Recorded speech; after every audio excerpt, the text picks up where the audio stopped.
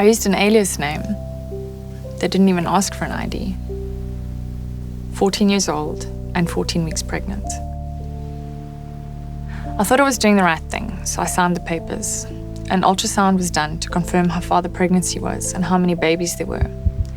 I saw the little jelly bean on the screen and heard the heartbeat, and that sound. It was like it was mocking me. So the nurse crushed up 2 tablets and put them deep inside of me. This was about 8 in the morning, so my boyfriend at the time took me for a milkshake while we waited for our baby to die. At midday, I went back and they did an ultrasound. I remember seeing the little jelly bean, but this time there was no heartbeat, no life, just silence. Then the abortionist took a huge needle and stuck it inside me and began pumping and sucking my baby out, piece by piece. Afterwards, I really struggled. I really hated myself, and no pro-choice propaganda helped. I just knew that what I did was wrong. I felt I didn't deserve to live. The father of my baby and I broke up shortly after, and a little while later, I met my husband. We got married when I was 19, and for about 18 months, I managed to push the abortion out of my mind until I became pregnant with my daughter. Then, that dark memory came back to haunt me.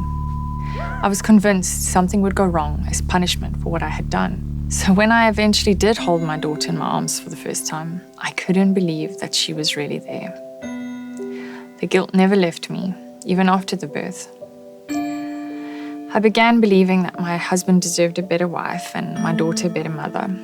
So one night, when they were both asleep, I took a knife and I was going to slit my wrists.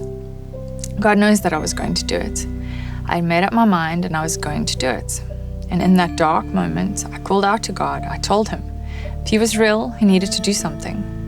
That was a defining moment for me. Peace was the one thing I had never had. My life up until then had been chaotic, but that night, in that total chaotic darkness, God gave me peace. It was the first real experience I had had. They say abortion is for women, but if this is true, why did it hurt me so badly? Why does it hurt so many women so badly? I've met so many women who have had an abortion, and they all seem to struggle with the same thing, with feelings of regret and shame and fear of judgment. But I'm here to tell you that you can find healing, that you can find forgiveness, and that you can eventually come to a place of forgiving yourself.